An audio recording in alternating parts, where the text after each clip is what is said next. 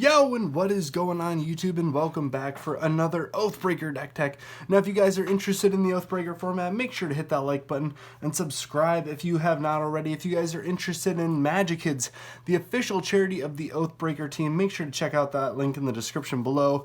If you guys are looking to pick up a Oathbreaker playmat, make sure to leave a comment down below, and I'll make sure to follow up with you guys. But guys, let's get right on into this video now. Our Oathbreaker of choice is the new Chandra Awakened Inferno from Core Set 20. She casts for 4 red with 6 loyalty, and she cannot be countered. Now, her +2 ability, each opponent gets an emblem with at the beginning of your upkeep, this emblem deals 1 damage to you. Now, her -3 deals 3 damage to each non-elemental creature, and her -X deals X damage to target creature or planeswalker. If a planeswalker dealt damage this way would die this turn, exile it instead.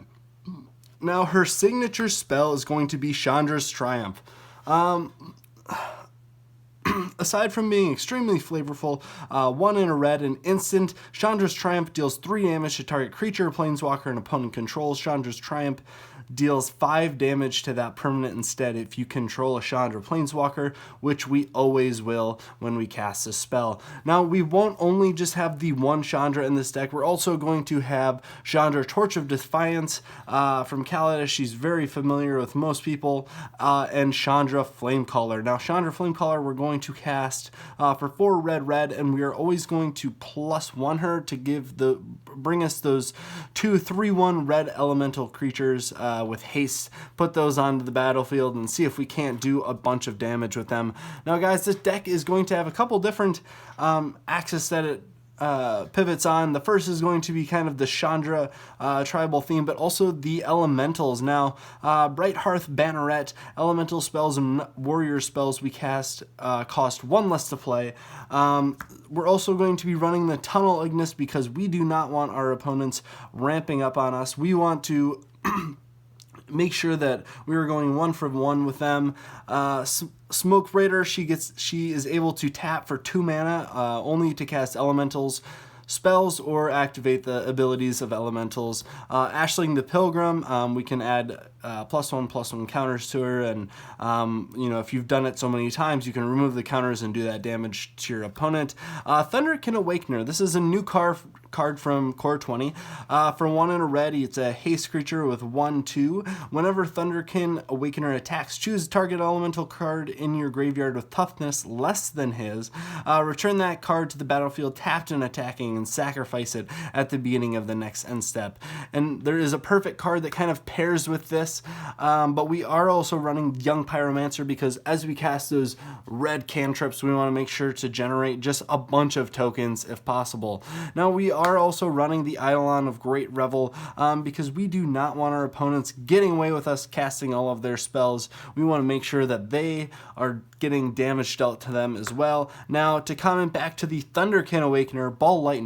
If we have Thunderkin Awakener and we swing for 1, the toughness of Ball Lightning is less than his, so we can pull him out and swing for 6 at someone else.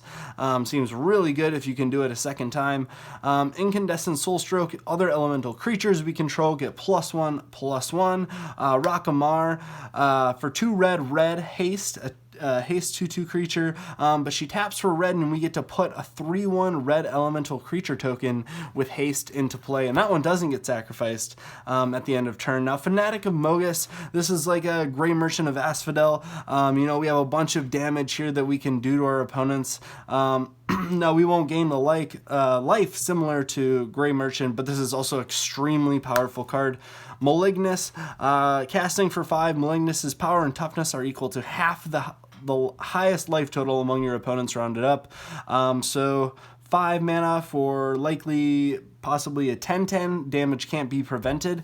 Seems extremely good. Now, if we move into our instant and sorcery spells, we have Pyretic Ritual, Desperate Ritual, and Seething Song, just to kind of ramp us into that mana.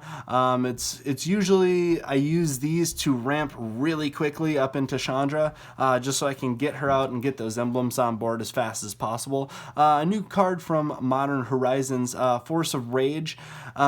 We can cast this and get 2/3 1 red elemental creature tokens with trample and haste. They're going to be sacrificed at the beginning of the next upkeep.